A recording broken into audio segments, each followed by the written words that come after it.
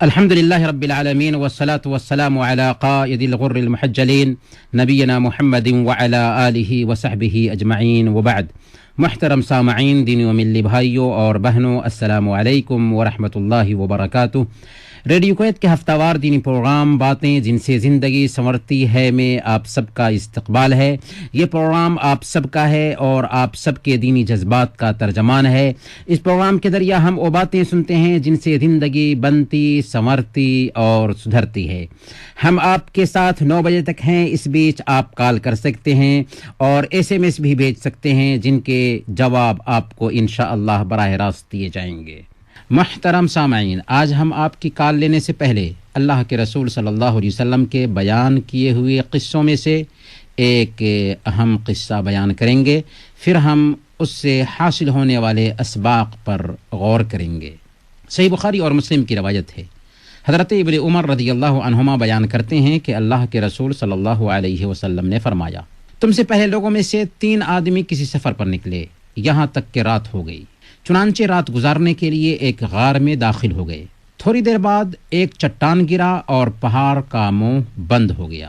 اب سب نے ایک دوسرے سے کہا کہ یہاں تم سب کو کوئی چیز نجات نہیں دے سکتی سوائے اس کے کہ سچائی کے ساتھ اپنے اپنے نیک عمل کا واسطہ دے کر اللہ تعالیٰ سے دعا کرو۔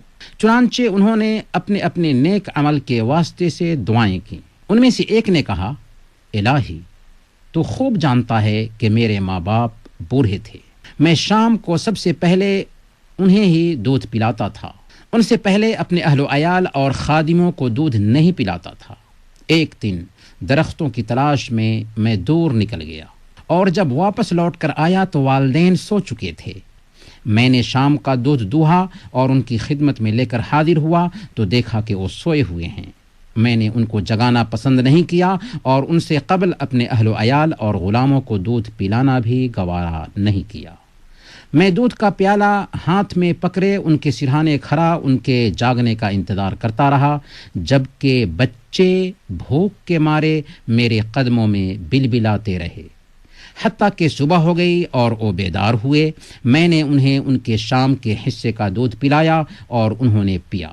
اے اللہ، اگر یہ کام میں نے صرف تیری رضا کے لیے کیا تھا تو ہم اس چٹان کی وجہ سے جس نے غار کا منہ بند کر دیا ہے، جس مصیبت میں پھنس گئے ہیں، اس سے ہمیں نجات عطا فرما دے۔ اس دعا کے نتیجے میں وہ چٹان تھوڑی سی سرک گئی، لیکن ابھی اس سے باہر نکلنا ممکن نہیں تھا۔ دوسرے شخص نے دعا کی، الہی میری چچاداد بہن تھی جو مجھے سب سے زیادہ محبوب تھی۔ دوسری روایت کے الفاظ ہیں، میں اس سے ایسی محبت کرتا تھا جتنی کہ زیادہ سے زیادہ ایک مرد کو کسی عورت سے ہو سکتی ہے۔ ایک مرتبہ میں نے اس سے اپنی نفسانی خواہش پوری کرنے کا ارادہ کیا، لیکن وہ آمادہ نہ ہوئی اور اس نے انکار کر دیا، حتیٰ کہ ایک وقت آیا کہ قحط سالی نے اسے میرے پاس آنے سے مجبور کر دیا۔ میں نے اس شرط پر 120 دینار دیے کہ وہ میرے ساتھ خلوت اختیار کرے، چنانچہ وہ آمادہ ہو گئی۔ جب میں اس پر قابو پا گیا، اور دوسری روایت کے الفاظ ہیں، جب میں اپنی نفسانی خواہش پوری کرنے کے لیے اس کے دونوں ٹانگوں کے درمیان بیٹھ گیا تو اس نے کہا، اتق اللہ ولا تفض الخاتم الا بحقہ، اللہ سے ڈر اور اس مہر کو ناحق مت توڑ۔ اس کے ان الفاظ نے یا اللہ تیرا خوف مجھ پر طاری کر دیا اور میں اس سے دور ہو گیا، اسے چھوڑ دیا، حالانکہ وہ لوگوں میں سب سے زیادہ میری پیاری تھی، اور میں نے سونے کے وہ دینار بھی چھوڑ دیے جو میں نے اسے دیے تھے۔ یا اللہ، اگر میں نے یہ کام تیری رضا کے لیے کیا تھا تو نازل شدہ یہ مصیبت ہم سے دور فرما دے۔ چنانچہ چٹان کچھ اور سرک گئی، لیکن باہر نکلنے کا راستہ اب بھی نہیں بنا۔ تیسرے نے دعا کی، اے اللہ، میں نے کچھ مزدوروں کو اجرت پر رکھا تھا، سب کو میں نے اس کی اجرت عطا کر دی، صرف ایک مزدور اپنی مزدوری لیے بغیر چلا گیا۔ میں نے اس کی مزدوری کی رقم کو کاروبار میں لگا دیا، حتیٰ کہ اس سے بہت سارا مال ہو گیا۔ کچھ عرصے کے بعد وہ ایک دن آیا اور آ کر کہا، اللہ کے بندے میری اجرت عطا کر دے۔ میں نے کہا، یہ اونٹ، یہ گائیں اور بکریاں جو تجھے نظر آ رہے ہیں، یہ سب تیری اجرت کا ثمرہ ہے۔ اس نے کہا، اللہ کے بندے مجھ سے مذاق نہ کر، میں نے کہا میں تجھ سے مذاق نہیں کر رہا ہوں، حقیقت بیان کر رہا ہوں۔ چنانچہ میری وضاحت پر وہ سارا مال لے گیا، اس میں سے اس نے کچھ نہ چھوڑا۔ یا اللہ، اگر میں نے وہ کام تیری رضا کے لیے کیا تھا تو یہ مصیبت جس میں ہم پھنسے ہوئے ہیں ہم سے دور کر دے۔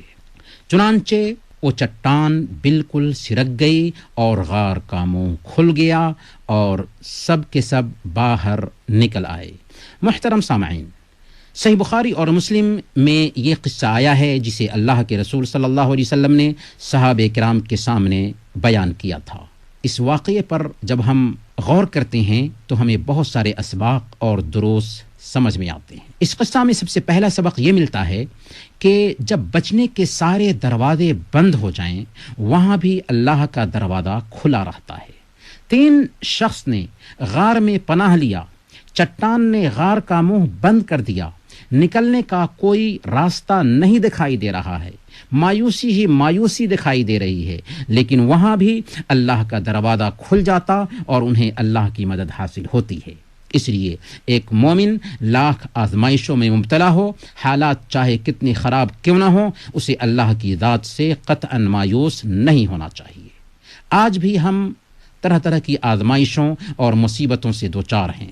ضرورت ہے کہ ہم اپنے رب سے لو لگائیں، اپنے رب سے دعا اور التجا کریں کہ دعائیں وہاں بھی کام آتی ہیں جہاں سارے دروازے بند ہو جاتے ہیں۔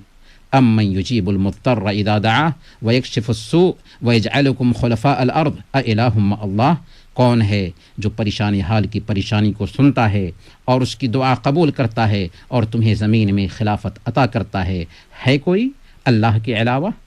دوسرا سبق اس قصہ میں ہمیں یہ ملتا ہے کہ خوشحالی میں نیک اعمال انجام دینے چاہیے کہ بدحالی میں ان کا ہمیں فائدہ ملے گا۔ اللہ کے رسول صلی اللہ علیہ وسلم نے اپنے چچا داد بھائی حضرت ابن عباس رضی اللہ تعالیٰ عنہ کو نصیحت کرتے ہوئے ایک دن کہا تھا، تعرف الی اللہ فی الرخاء یعرفک فی الشدہ، اللہ تعالیٰ کو خوشحالی میں یاد کرو، بدحالی میں وہ تجھے یاد کرے گا۔ ان 3 شخصوں نے خوشحالی میں نیک عمل کیا تھا تو وہ نیک عمل بدحالی میں ان کے کام آئے۔ اب ہمیں دل کو ٹٹولنا ہے اور من سے پوچھنا ہے کہ ہم نے کیا کیا نیک اعمال انجام دیے ہیں جو ہمیں بدحالی میں کام آئیں گے۔ تیسرا سبق اس قصے سے ہمیں یہ ملتا ہے کہ اس میں 3 آدمیوں کا اپنا اپنا کردار بیان کیا گیا ہے۔ پہلا کردار یہ ہے کہ محرم اور رشتہ داروں کے ساتھ ایک آدمی کا کیسا تعلق ہونا چاہیے، اسے ماں باپ کے ساتھ حسن سلوک کرنے والے پہلے شخص نے پیش کیا۔ دوسرا کردار یہ ہے کہ غیر محرم عورت کے ساتھ ایک آدمی کا کیسا تعلق ہونا چاہیے، اسے عفت اختیار کرنے والے اور اللہ کا ڈر رکھنے والے دوسرے نوجوان نے پیش کیا۔ اور تیسرا کردار یہ ہے کہ ملازم کے ساتھ مالک کا کیسا رویہ ہونا چاہیے، اسے تیسرے امانت دار مالک نے پیش کیا۔ گویا اس میں 3 کردار پیش کیا گیا ہے، ماں باپ کے ساتھ حسن سلوک کا کردار، عفت اور پاک دامنی اختیار کرنے کا کردار، اور امانت کی ادائیگی کا کردار۔ پہلے کردار میں ایک آدمی اپنے بیوی بچوں پر ماں باپ کو اہمیت دیتا تھا اور ماں باپ کو دودھ پلانے کے بعد ہی بچوں اور گھر والوں کو دودھ پلاتا تھا۔ یہ اس کی عادت اور پہچان بن گئی تھی، چنانچہ اس نے اس پہچان کو اس وقت بھی باقی رکھا جب کہ ماں باپ سو گئے تھے، حالانکہ اس کے لیے بچوں کو دودھ پلا دینا جائز تھا، لیکن اس نے اس نازک وقت میں بھی اپنی پہچان کھونا مناسب نہیں سمجھا۔ اسی کو کہتے ہیں نیک عمل پر ہمیشگی برتنا، چاہے حالات کتنے ہی کشیدہ کیوں نہ ہو جائیں۔ احب الاعمال الی اللہ ادومها وان قل، اللہ تعالیٰ کو سب سے پسندیدہ عمل وہی ہے جس پر ہمیشگی برتی جائے، اگرچہ کم ہو تھوڑا ہو۔ اور وہ لوگ جو اپنے ماں باپ پر بیوی بچوں کو فوقیت دیتے ہیں، ترجیح دیتے ہیں، ان کو اللہ سے ڈرنا چاہیے کہ یہ بہت بڑی کوتاہی ہے۔ ماں باپ کے قدموں تلے جنت ہے اور ان کی نافرمانی جہنم میں جانے کا سبب ہے۔ ماں باپ کی بد دعا ہماری دنیا اور آخرت دونوں کو تباہ کر سکتی ہے۔ اسی طرح اللہ کے ڈر سے عفت اور پاک دامنی اختیار کرنے والے نوجوان کے کردار میں ہمارے لیے یہ سبق ہے کہ ہر حالت میں عزت کی حفاظت ہونی چاہیے۔ دامن عفت قطعاً داغدار نہ ہونے پائے، چاہے حالات کتنے ہی خراب کیوں نہ ہو جائیں۔ 7 طرح کے لوگ جو کل قیامت کے دن اللہ تعالیٰ کے عرش کا سایہ پائیں گے، ان میں سے ایک وہ نوجوان بھی ہوگا جسے عہدہ اور منصب کی مالک خوبصورت عورت نے دعوت گناہ دیا، لیکن اس نے کہا انی اخاف اللہ، مجھے اللہ کا ڈر ہے۔ اسی طرح مزدور کی مزدوری کو بڑھا کر رکھنے والے مالک کے کردار میں ہمارے لیے یہ سبق ہے کہ مزدور کی مزدوری کی حفاظت ہونی چاہیے۔ اللہ کے رسول صلی اللہ علیہ وسلم نے ارشاد فرمایا آتوا الاجیر اجرہ قبل ان یجف عرقہ، مزدور کو اس کی مزدوری اس کا پسینہ سوکھنے سے پہلے دے دو۔ چوتھا سبق اس حدیث سے ہمیں یہ ملتا ہے کہ اجتماعیت میں برکت ہے۔ تینوں نے اپنے اپنے نیک عمل کا واسطہ دے کر اللہ تعالیٰ سے دعا کیا تو اللہ تعالیٰ نے ان کو نجات دی۔ ذرا سوچئے، اگر ان تینوں میں سے کسی ایک کے پاس بھی کوئی نیک عمل نہ ہوتا تو کیا غار کا منہ پورے طور پر کھل پاتا کہ وہ نکل سکیں؟ نہیں۔ اس سے پتہ یہ چلا کہ نیک اعمال میں امت کے بیچ شراکت واحد دریا ہے جس کی بدولت راستے کے کانٹے ہٹتے ہیں، راستے کے چٹان دور ہوتے ہیں۔ غزوہ احد پر ایک نظر ڈالیے، 50 تیر اندازوں کی معمولی غلطی کی وجہ سے جیتی ہوئی جنگ ہار میں تبدیل ہو گئی۔ کیوں؟ ان صحابہ کی غلطی صرف یہی تھی کہ وہ اس مقام سے ہٹ گئے جہاں پر اللہ کے رسول صلی اللہ علیہ وسلم نے انہیں مقرر کیا تھا۔